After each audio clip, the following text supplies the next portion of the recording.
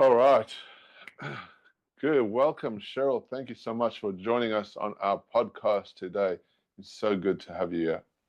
Fantastic to be here, Matt. As always, I'm really pumped at all the cool things we'll be talking about and sharing with your audience. Yes, I'm super excited as well.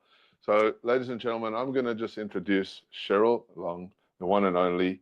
She is Chief Freedom Officer at the Growth Hub, where they help businesses automate, systematize, and scale their operations so they can build businesses. They give them freedom, not just another job. What makes her unique is her ability to see the big picture while also driving the nitty-gritty details of how a business runs. There's a blend of strategic vision, systems thinking, and deep understanding of human psychology to help businesses grow sustainably. Beyond that, she's about freedom. She lives it. Her personal mission is to build businesses that are both highly profitable and deeply impactful, allowing entrepreneurs, everyone, to design the life they love. How amazing is that? Thank you so much, Cheryl, for joining us. That's an awesome bio. And I appreciate you spending your time with us today because we're going to dive into some really cool stuff today. We're going to talk about systems. We're going to talk about scaling. We're going to talk about building businesses. And also we're going to talk about some really cool mindset stuff. And what I love about you, Cheryl, and we've been talking amongst us for so many years now. It's been We backwards and forwards. have that, haven't we? Goodness. And back in the time when Matt was hustling at 2 in the morning as well, and how Back you've in the day. I love all this minds. I know the mindset kind of conversations we've had as well, and I'm sure there'll be stuff that we'll share with today's Yes, audience. it's so good. So, ladies and gentlemen, we're talking a little bit about stuff. So, Cheryl has a business which she operates, and the idea of that business is that she helps businesses automate and scale through systems. And a lot of us know as entrepreneurs how important it is to have systems, to leverage systems. But a lot of us get a bit confused and, you know, a bit overwhelmed when it comes to technology and trying to figure out the things that work and don't work. Do you want to give us a little bit of an insight, Cheryl, as to what you're up to and what do you do for people and a little bit about your business? Yeah, absolutely. So I'm going to give you a little bit of a backstory to begin with, right? When a lot of us start off businesses going, this is the vision. And you're like, all right, if I just focus on the vision, everything sort of falls into place. And we don't know what we don't know. And business starts off being almost like a ball of stuff. And if you're anything like me, when I first started, I just sort of thought, if I add people to it, it will just happen. It will just miraculously all come together.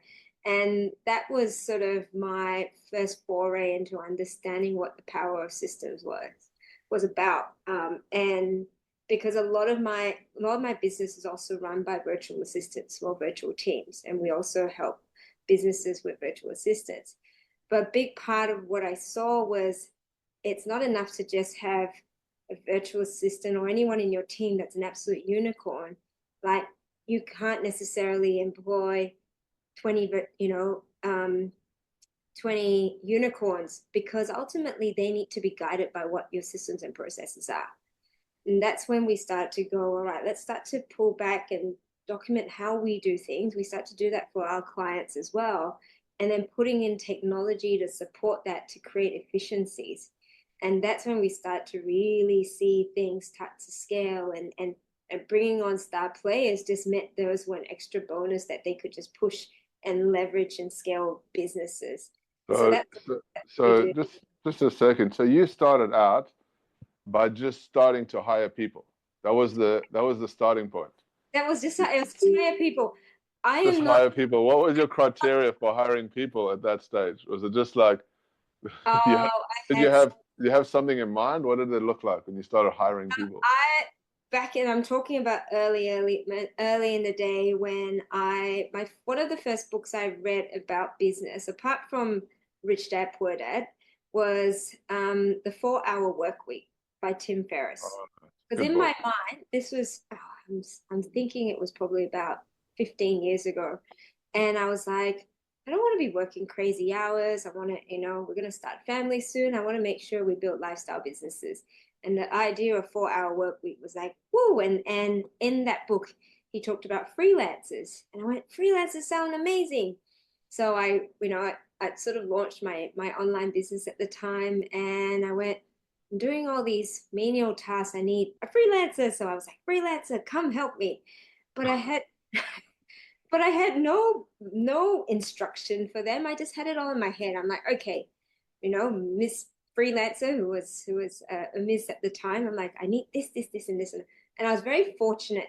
She was very operationally driven, and so Good. she helped me a lot in terms of my operations. But I was stuck. She was probably at that time for that particular business my only employee, because I didn't know how to scale otherwise, right? But over the years, and it took me a while, Matt, admittedly, to realize that I needed to put systems and processes in place, because I was not innately or naturally a systematic type of person. I Right. became So you started out like most of us, just randomly doing stuff, throwing stuff at the wall, and what would then stick. What would stick exactly. And the turning point for me, Matt, actually was when I had one of my EAs, after hiring and firing about 6 different EAs in different capacities and getting better at finding the right type of person. One of my real star EAs, as my new businesses grew, I promoted her to a new position, and I went, oh, I need a new EA to replace her. And I went, actually, I've got a document. I'm going to get her to do all the training and the onboarding. And so I create, between her and I, we created a whole new process for the EA for onboarding, what her systems were, connected all her tasks in ClickUp. So we use a project management tool called ClickUp. And so yeah. she knew that this new EA knew exactly what her daily tasks were, what her ad hoc tasks were. And I didn't even onboard that EA. 2 weeks in, she was onboarded by my old EA. And since then, that's been the whole process. Like, I don't do any onboarding for my EAs. So good. So you deal with virtual assistants. Talk to me. What was your thought process? So there's a lot of hype and a lot of information out there about virtual assistants these days. Yeah. Give me some. What are your thought processes around virtual assistants? Why virtual assistants? Because I noticed, and as a small business owner in Australia, I noticed that there were so many small businesses that struggled to break through the next level from But I and mean, for you for me personally. personally, that was the exact thing. I was so overwhelmed. I was doing everything. I was sending out emails at 2 or 3 in the morning. And I went, I need to find a cost-effective way of someone helping me to be able to then focus on high value stuff that could really bring money in the door. And then first to pay myself well. But I Were need to you were you were you nervous about hiring your first assistant? I wasn't probably nervous because I was probably ignorant. I was like, I'll just get someone to help me do stuff. So I was probably excited Yeah. by that idea. In saying that, I grew up in Singapore. I spent a few years there, and the idea of having someone help you, because we had helpers at home. And so the Yeah. idea of having people help was not foreign to me from that sense. What was Gotcha. foreign to me was them helping virtually. That was the bit Yeah. that, Right. And but that's a tricky thing on its own, right? Having virtual assistants and you're yeah, working with them remotely. I think a lot of people worry about what they're going to do. Are they doing the job? And are they performing? Like all those kinds of stuff. Now, just so I can give everyone context here, Cheryl has, as part of her business, a virtual assistant arm, which is probably one of your founding businesses, I think, yeah, from if I'm correct. And it's kind of the context that Cheryl's talking about. So she helps people find virtual assistants. Tell me, so that's a question, right? So a lot of people okay, I want to get a virtual assistant. I want to find the right one, or but then there's all these concerns, these fears, right? Mm. What am I going to get? Am I going to be wasting my time? How much energy is it going to take for me to get that person? What do I have to do to get that person on board? Like, it's a lot. Walk us through what you would advise about finding the best or a good quality virtual assistant. I'm going to even pull it back a little bit further because one thing I actually put a pause on people before throwing people at problems. So Ah, I want to know. So there's a particular model that we use where it's called strategy, systems, and then superstars. say that Strategy, again. Say it again. strategy, Yeah. systems, and superstars. You need to have Strategy, all systems, and three superstars. I get it. to scale. Yes. You think Right. about it, everything that you do starts off with a strategy. And to support that strategy, you need to have the right systems in place. And it's only when you have the right systems and then you plug in the superstars. So superstars can be anyone, could be you, it's basically your team, right? And once we start off with what's the strategy? All right, say for example, I want to and people always start with superstars and people first, but they don't realize it becomes unclear. Once you have a clear strategy, so say for example, I want to be able to do more sales. I'm spending too much time doing my emails and everything else. All right, at its base, I'm spending too much time just doing menial things, right? So the strategy is to unlock you from doing sort of low value tasks, for example. My Right. strategy is my goal is to do more high value things. Okay, great. So identify what that means. So you have to then go, well, I'm doing all these things now. And so we have a tool called the task shredder that says, I'm doing all these things now Love it. that 50 things, right? And a lot of people, once they do that exercise, they're like, I didn't realize I was doing so The much. task shredder. I The love that. task shredder. People love it. It's like a brain dump. You're like almost doing a brain blip vomit on a piece of paper. Because we don't. Like as business owners, how often do we take an audit, an audit of what it is that we do? We just do Yes. shit because shit needs to be done, right? Yes. Yes. And then you don't realize how much of that, like doing an audit and shredding your tasks, you then go, which of these do I actually need to be doing? Right? So Which of good. I actually need to be doing, and what is if my business, and this is a great rule of thumb, if your business is making $1 million, for example, in revenue, your worth is your time is about $500 an hour. $500 an hour. That's a low budget for an entrepreneur, I think. That is at We least should be valuing ourselves at the highest possible value. That's my opinion anyway. absolutely. But then you see, then if you use that as a bit of a rule of thumb, then you look at everything that you're doing. You go, is this a $500 an hour return on Right. investment? Yeah, exactly. That's generating me $500 an hour at So least, good. at Yes. very least. And so using the task shredder, you can do that and start to see which of the things that you go, I don't need to be doing that. I don't need to be doing that, right? And then you can start to then go, right, I can delegate this to someone else. But before you do that, you want to put the systems in place. So we got the strategy now. We can see what the tasks are. We have the strategy.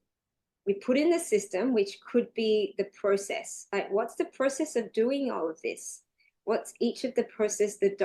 You do have a documented SOP, but then also, then could you use technology to make that process more efficient?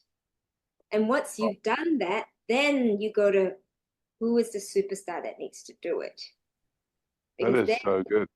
And so I go back, like before anyone starts talking to me about virtual assistants, I'm going, let's go back and really see how we can do things more efficiently, use technology, maybe use AI, and then plug in your virtual assistant because your virtual assistant is going to be the person that's running your system. So good. So good. I'm going to recap on that. So it's understanding your strategy. So it's like what is the best way I can remove myself from these tasks, getting rid of the mundane. So having a list, maybe 50 or whatever things that you do that you need to get rid of. So you create a picture. You call that the strategy. This is how I'm reading it anyway. Then the next thing is you have to create a system. So that would be a process or a flow chart Yeah. kind of thing of how it all comes together. Yeah. And then the third thing would be, look, because you are obviously not going to hire 20 people at one time, right? You got to kind of trickle it. But that process, I think what I'm reading, then creates clarity so that you know where you can start filling in those gaps and start removing those tasks from your Absolutely. strategy. Clarity is the key part there, Matt, because a lot of entrepreneurs, they just want to get stuff off their plate.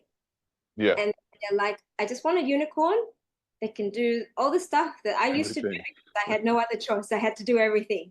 Yeah. And once you have much more clarity, then you can sort of segment it out to be able to go, oh, this is the marketing hat. Oh, this is a sales hat. This is a Yeah. client care. This is Because a they're different personas. They're different. You can't have one person doing everything as much as what you'd love to, right? You have to segment the mindsets and the personalities and the flow structure of work and the feeling of empowerment, I think, for each individual position, right? Yeah. And one of the key things I always say is, as a business owner, what do you need to do to help your people succeed? Yeah. That's the core of going, what do I need to provide to them? How do I support them to do the very best? Because when they're doing the very best, then they're going to help me be my best. And you have a system for that, because that's a big context you're talking about. Like, how do you get the business owner to empower their team? I think leadership is a big gap these days. And do you have a process, or how would you go around helping business owners empower their team? Give me dive into that a little bit, because that's quite interesting. That's a huge one. And admittedly, Matt, I've definitely seen that being a business owner doesn't make you a great leader No, necessarily. or a Leading good communicator. or a good communicator. And as you grow a team, whether it's local or virtual, or whatever, you've got to be a good a strong communicator, and have great, like really like strong leadership skills, because leadership skills are ultimately the things that are going to have people understand and be influenced by what you do. Too. Right? And those are things that you can definitely learn.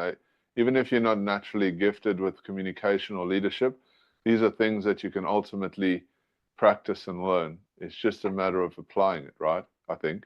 It's a learned thing. So leadership, there's they're two different things. So leadership, a lot of that leadership side of things has to do with your own personal development.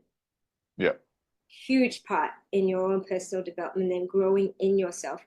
If you're a business owner and you tell me that you haven't grown as a person, um, and your business has, I'd say I'm going to call you out as a liar, because you see Oh, that businesses grow yeah. aligned with how the person grows, the leader grows. Because Correct. no one wakes up one day and knows exactly every single aspect of how to run their business, right? Oh, There's a whole growing aspect of that. yes, exactly. You're so right. So tell me, in your opinion, what do you see? You're filling obviously a gap in the market, but what do you see in your industry that people struggle with the most? They struggle with really simplifying their business in a way that they can bring on other people to help them run it. How do you mean? So a lot of people have how they run their business and what their business is in their head. Right. And they feel that they're the best people to run the business or do the task. Right. And so what the big problem is actually letting go of control. Right. So And do you think that's a big problem for a lot of people, is letting go control? it's huge. It's Yeah. huge. Control doesn't necessarily mean to be a negative thing. Control can Yeah. also be when you're being kind as well. Like when you go, I don't want to give someone. So I've come across where people are like, I've got my team, but I don't want to inconvenience anyone. So I'll just do it. It'll take me 5 minutes. Have you heard that before? I've heard that so many times. That I'm like, resonates. That resonates with me so much, because I can yeah, I can resonate with that, because I've done that and I do that. I Yeah. don't think there's any entrepreneur that doesn't do that and wants to be like, for me, when I was doing one-on-one selling, right? And I would sell, and I became really good at selling. Like it was what I knew. I knew my product, I knew my offer, I knew everything crystal clear. And so offsetting and hiring a sales team was tough because they weren't doing it as good as me. Yeah. And so any dip in performance was like, how can I couldn't get them to understand my perspective. But it's, even though they were doing a good job, it's like there's that thing of letting go of the control and and the thing that you're talking about, empowering them, right? You got to give them the knowledge and stuff. But I was like that. I don't want to give it away. Yes. And then because you do that, you end up doing those yourself. And so I ended up doing all the sales calls myself, and that can burn you out. Like it burned me Absolutely. out, right? And Absolutely. if you don't have the capacity to leverage your systems, or give other people control, you're always going to end up burning out. Yeah, absolutely. So control, like I said, it doesn't need to be a negative thing all the time, but control is also when you are, to a certain extent, robbing your team from growing because Mm, you held back. And so often good. other team want to be able to do more for you. They want to be, if you're a good leader and you've inspired them and they, you've influenced them, they actually want to do more. But they go, well, if Matt or Cheryl, you keep holding on to stuff, how do we grow? Yeah, Right. so And so true. that's probably the biggest thing that I see, that unawareness of we're still holding on to control, and by doing that we actually are stifling how quickly we grow. That is so true. So I'm going to spin it around a bit, and we're going to talk about the big picture. Tell me, are you a big picture person or a detailed person? Ooh, I say I'm a big picture. I do. Oh, I'm not a detail person. No, I'm a rainbows person. Yeah. I'm definitely a Rainbow, and by rainbows, you mean you're looking at the big dream and the bigger picture, like where you want to head, your goals, your vision, your plans, that yeah, type of stuff. And obviously, I would say I'm a big picture person too. Sahara's more of the details person, yeah. and we're very crystal clear about that. But for you and your business, obviously there needs to be detail as well. How do you manage the big picture and the details of running your business on a day-to-day basis? Have you heard of the term the visionary and the integrator? No. So an integrator is like an operations manager, is the detail person. And this is why you and Sahara work so well together. Not saying that she's not visionary, but you're a visionary, she's an operations, she's an integrator. So I think it's really important that as business owners, we are aware of what our strengths and weaknesses are. So my team knows I'm a rainbows person. We joke about this often. They'll be like, I'll be like, this is what I have in my mind. I want this is the vision. And they're like, okay, we sit down and then I have people in my team who I know are great operators. I know because we've hired so many hundreds of people, we've interviewed so many hundreds of thousands of people by now. What are the character aspects that make them good operators? They're not great visionaries, and that's okay because that's not their skill set. I want them to be good operators because then they're the ones that go, Cheryl, let's break that down. What does that mean in terms of systems, right? And then what does that mean in terms of what do we need to put in place, the structure to then be able to execute? I'm like, thank you, because I was like over here. Because you can have big dreams, you can have great, whatever of vision, but if you don't have a clear way of how that's going to be delivered, then that's just all going to keep ending up being a big dream. Nice. So that's a really good context. So you actually have a skill of finding good operators Yeah, to manage the details in businesses. That absolutely. is so good. So talk to me about what that looks like, fine tuning, and because I think personally, that most entrepreneurs who run a business, who are at the helm or at the front, are big picture. Like they're driving it, they're motivated by goals and vision and purpose, all that type of stuff. And an operator is somebody that can follow or be part of that team and they're thinking about, like you just said, the processes, the details, and just like Sahara does, she's always thinking about that, whereas I'm like, let's just move forward. So you've got the skill of finding these people, and that's huge, right? That's huge for a business. If you have an operator or somebody that can help you create the processes. Mm. Talk to me about how you find those people. Like, what does that look like?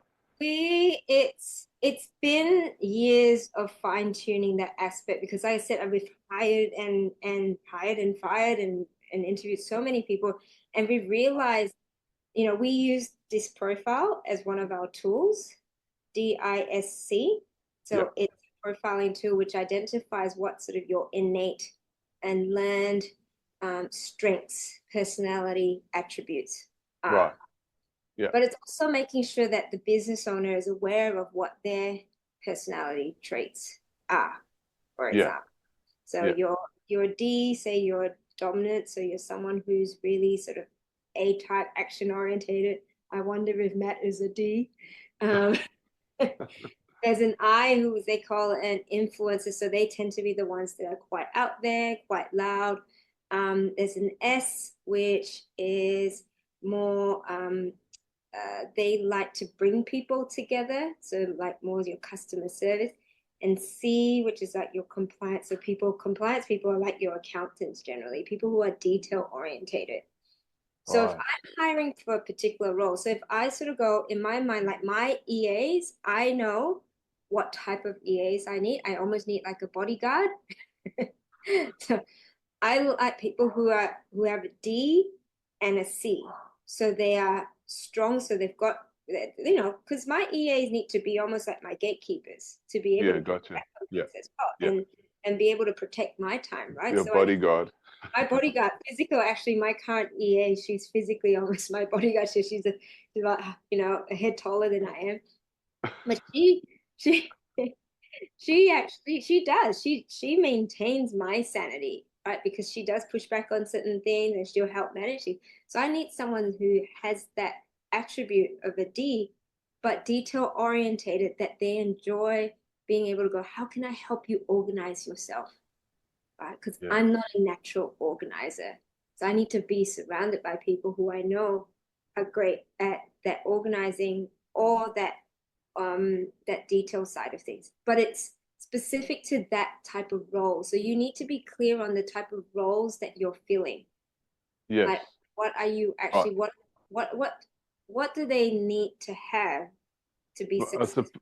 I suppose the question comes for me is that there's a lot of solo entrepreneurs out there Yeah. who are running around headless chicken doing the thing, and they obviously need to get their first hire, right?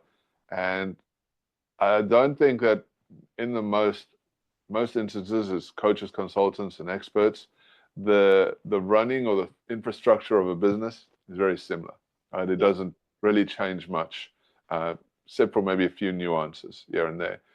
There's marketing, there's social media, there's managing inbound messaging, there's outbound messaging, there's this thing that kind of repeats. So usually, and it happened with me, you need your first hire, right? You need your first Mm. person that's going to be, and I was very fortunate. I found a rock star, but be that as it may, you need that first person that can take you to that stage where you can start handing stuff off. What would you suggest would people need to do or to think about to find their first person, right? Because when you have your first person, getting to the second and the third is a little bit easier. It's Yeah. just there's a psychological thing that happens, right? Can I afford it? What does it mean to have this person? What do I have to do to get that first person hired? Talk to us about that. I would say the first person, more often than not, 9 out of 10 times, is an EA, like an executive assistant. Gotcha. Why I So, say that so is somebody that's your personal, like handling a lot of your personal load, and personal. what is an executive assistant? Explain that first. They're so yeah, like I said, they're like a personal assistant. And an executive assistant is really someone who does take control over what are your schedules like.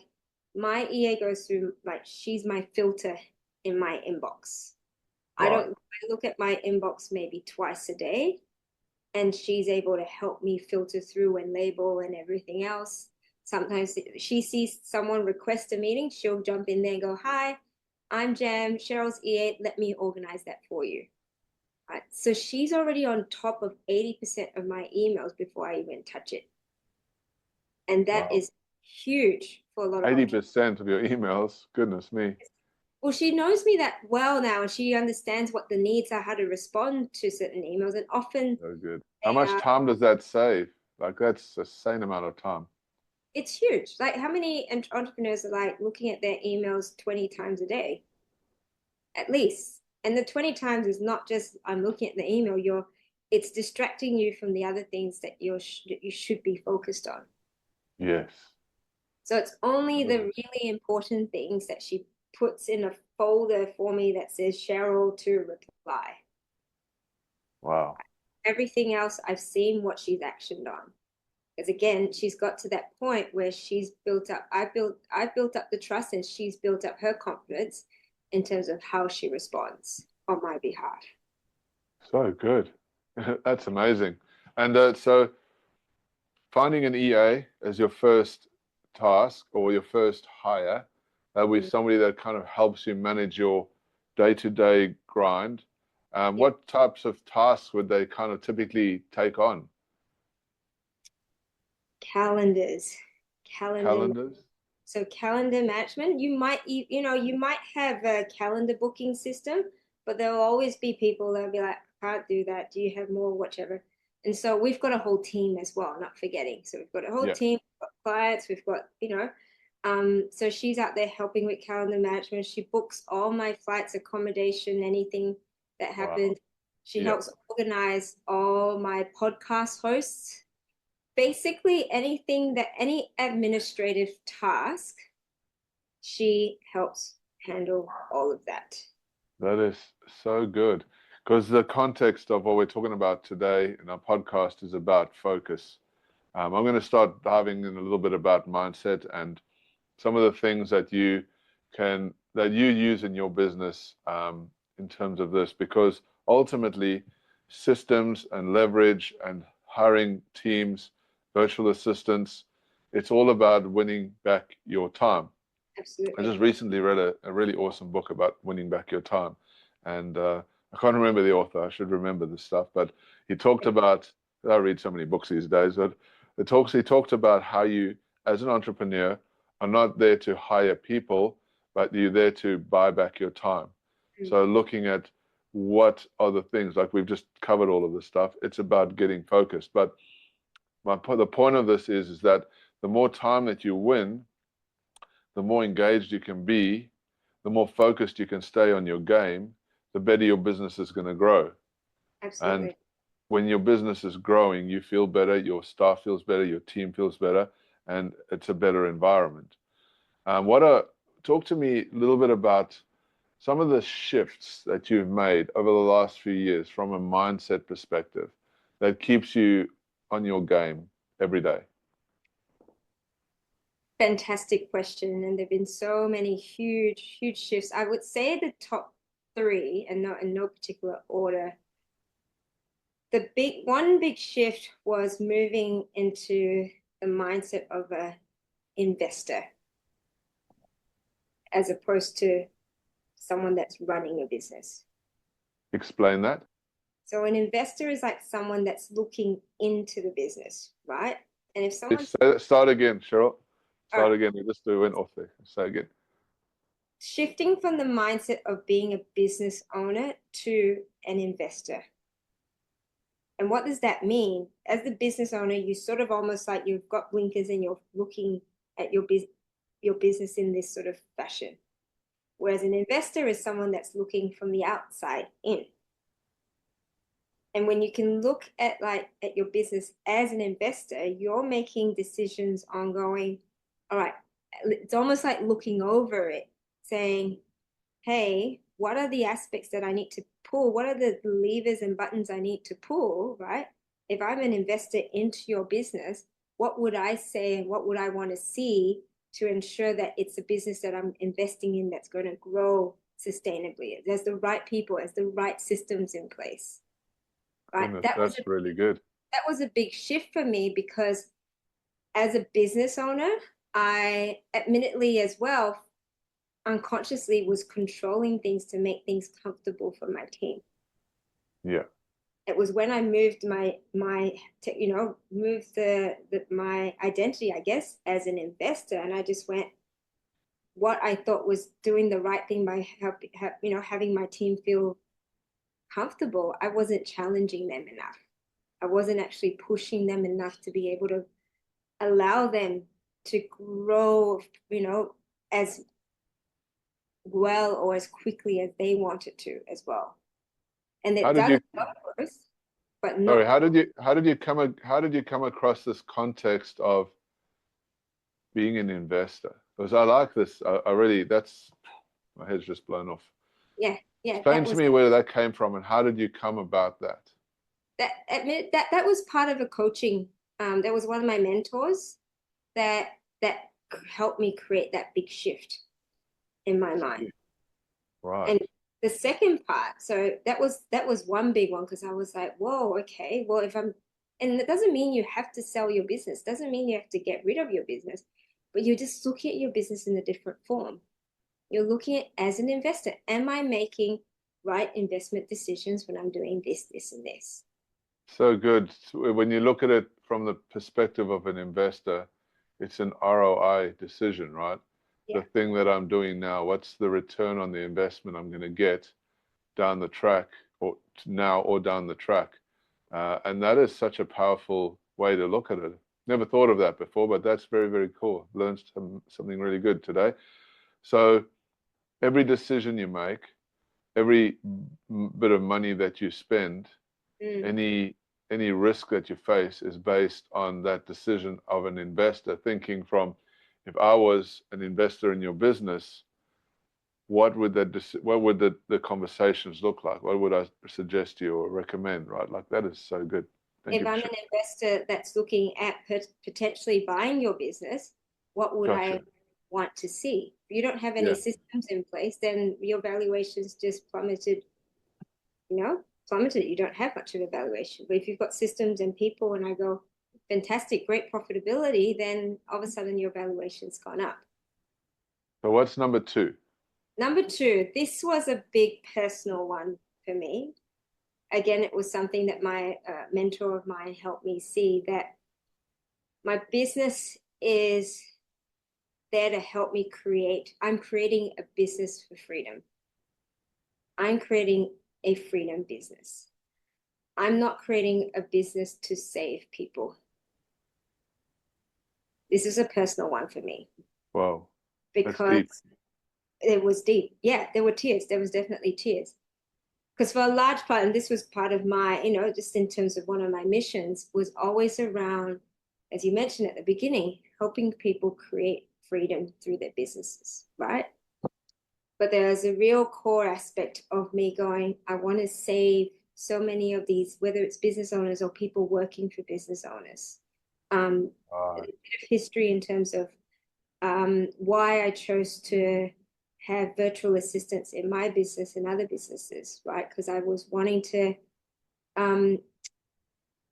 have all our virtual assistants are from the Philippines. And when I was younger, we had helpers from the Philippines, but they had to leave the Philippines to work overseas in Singapore.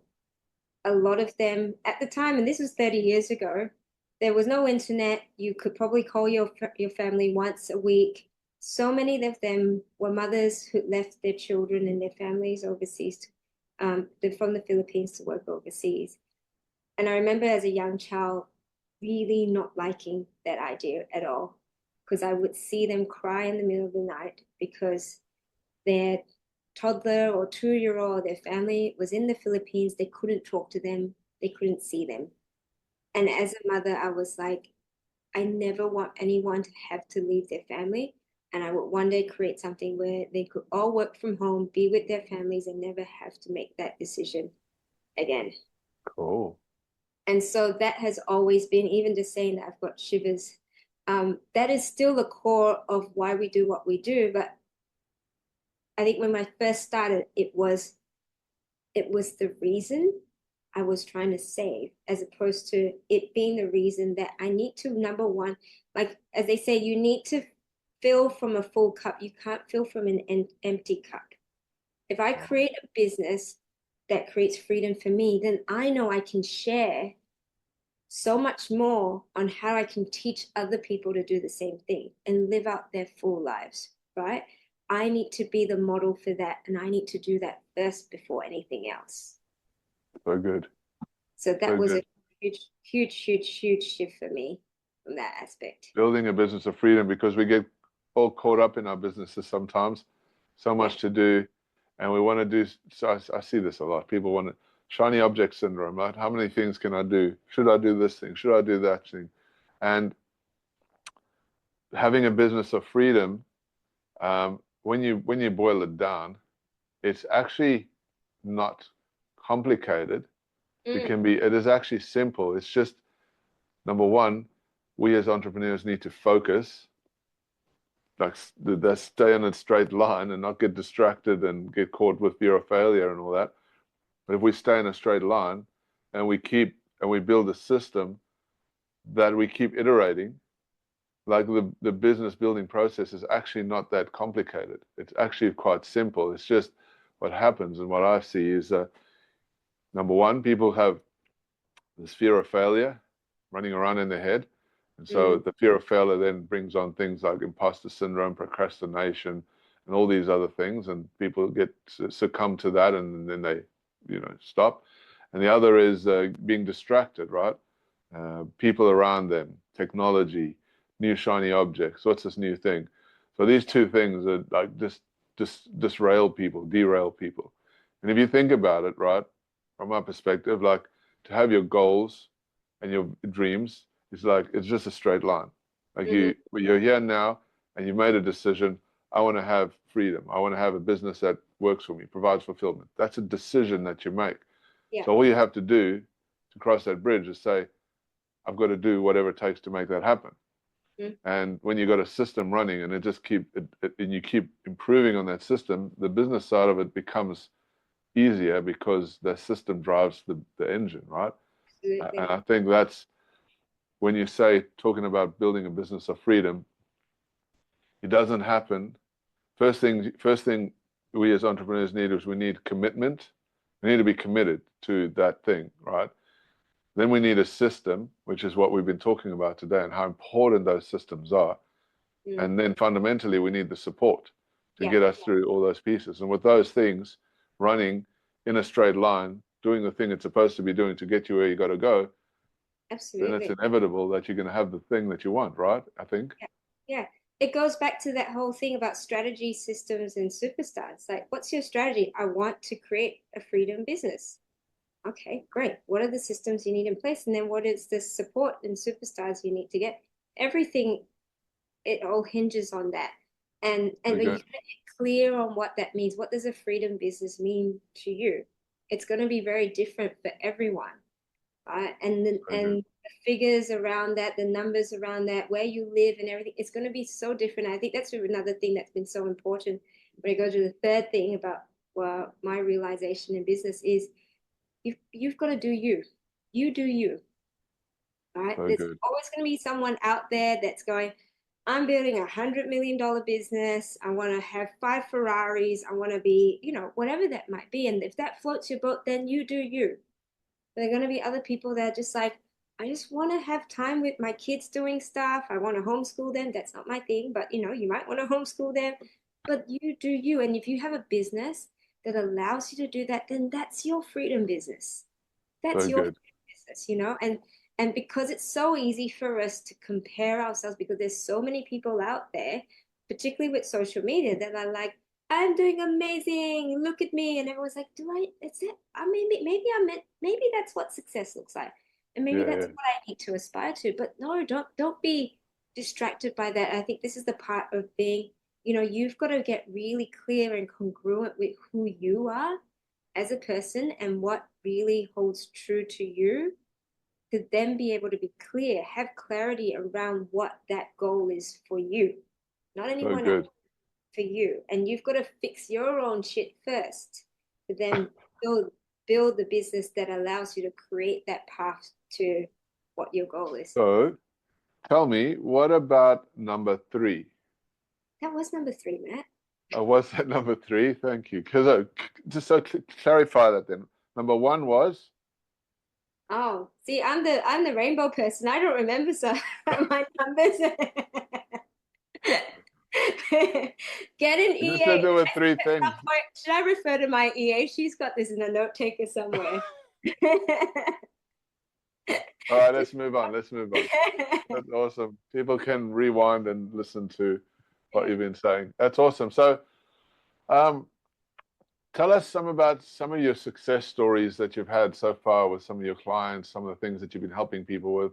Give the audience a bit of an understanding of what you do and how you've been helping people. The big success stories are, and I get really excited, is when I see clients who I've seen them from the very beginning of their journey with us. And because we record and we do what we call growth plan sessions. So when they first come in, we create their growth plan session, and it says where they are in their business, but we're using particular measures that are important to them.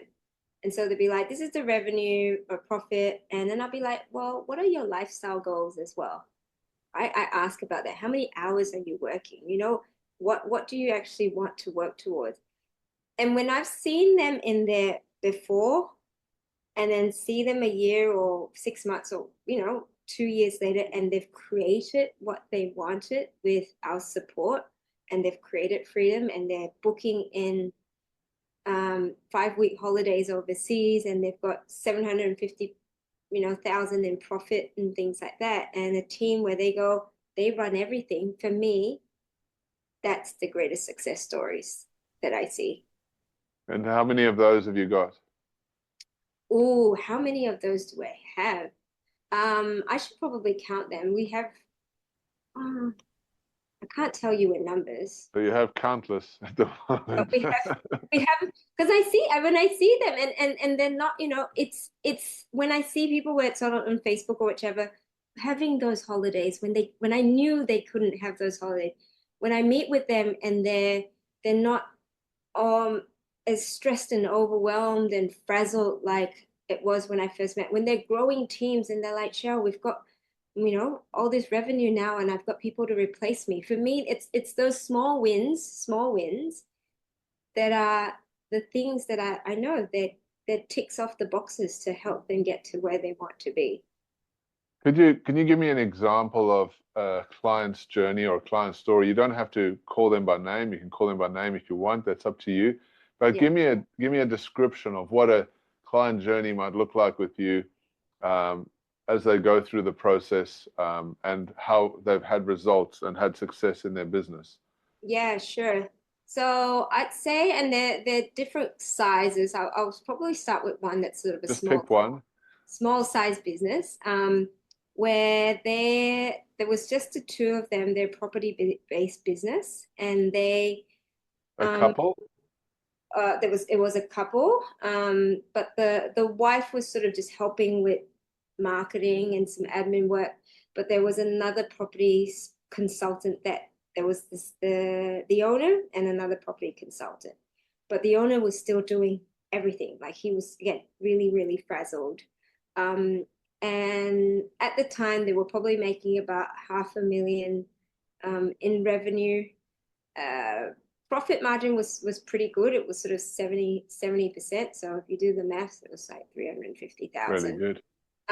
Which is really good. But he says, I'm doing everything. I'm doing everything. I can't go away with my family. I've got flexibility, but I don't have freedom, right? It's different. Flexibility and freedom are two different things. I think we've got to get clear about that. And I said, okay, well, what does freedom mean for you? Like, what are the numbers to support that? And what does that mean in terms of the role that you're playing in the business? Right? I'm just going to highlight the role that you play in the business, not the chief everything officer. Everyone thinks CEO means CEO, as in the big boss, but it often means chief everything officer. We don't want to be that. We want to be, and he said he wanted to just focus on the sales aspect. He didn't like actually doing sourcing of properties, which is very interesting. So I'm like, okay, well, now we've got clarity, we've got the strategy. Let's come up with a system to help you do that. And so we put in things like a CRM in place, a project management tool. We also helped him put a virtual assistant that runs his systems. And through doing that, I mean, his whole business has transformed. He's got more property consultants now, but he says the team 80-90% of whatever happens in this business now, he goes, I only bring on clients, the whole team does everything else. So good.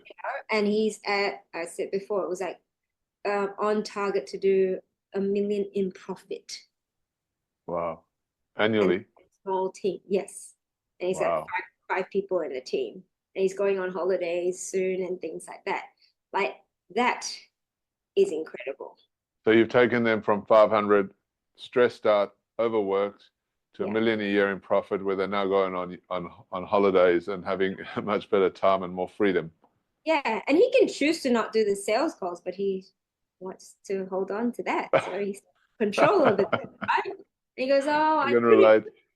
I can improve on this," and it's a choice to him now because he's not Yeah, pushing for business really. Business sort of just sort of comes through and all that because he's like he's living his freedom lifestyle, right? And that's he now so has good. an opportunity to bring on start another business and so on. And that's what it is. It gives you the opportunity, breaks. It gives you more time, like you said, to then go, well, what do I do with the time that I have? I can do other things. So good. I love that. That's a huge result, by the way. Congratulations. Um, so what do you do on a day-to-day basis to stay focused? Oh, I like this too. We talk about this all the time as well, Matt. What do I do? Uh, I am not an innately focused person. I have definite ADHD tendencies. If you ask my husband, if I sat in front of him, he'd be like, "Can you please sit still? Stop fidgeting and stop talking about 10 different things at once." So it's not my natural. Yes. it's, and don't throw dogs in the room and then I'll be like, you throw 2 dogs in the room and I'm gone, right? So it's not my natural state to be focused. And so I've had to train myself to have routines in my life that help me stay focused. And that will be in the morning, I need to do my meditation. I need to do my exercise. I need, for myself, I need to go for my walks on the beach to ground myself. Like Yeah. those are physical and mental aspects that help me stay focused. It's because of What time do you wake up every day on an ongoing basis? usually about 5 o'clock, 6 o'clock on the weekends. Yeah. Sleep in, but So you five would on a typical day, you would wake up, then what? I meditate, do some Yeah. breath work, Yeah. and do some strength training. So Right. particularly, and I've been reading this, particularly women over 40. I know I look 25, but I'm over 40 now. Women over What, 40. 40? No. Yes, I know. Oh And my the goodness. filters on Zoom are so good. And like women over 40, you need to strength train for a whole lot of reasons. So do the strength training. It's also my time with my husband and I strength train together. So we do that. I'll walk the dogs because often he's off to work.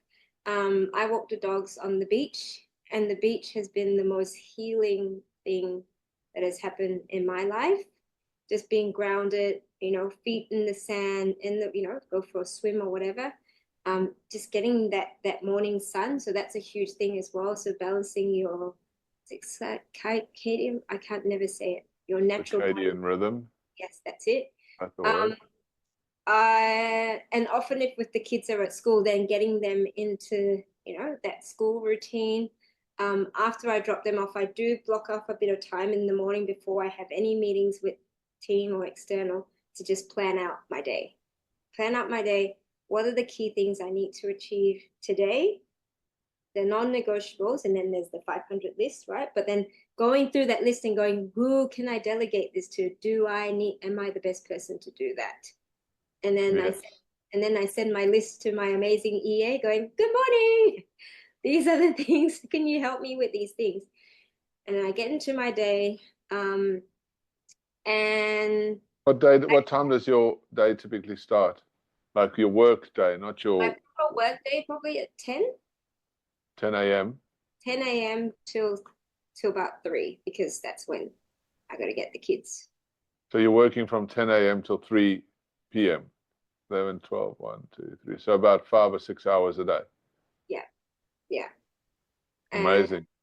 And it's and I look at it, I know I do a bit of an audit on my calendar quite often to identify if I'm spending that time on strategic tasks or non-strategic tasks.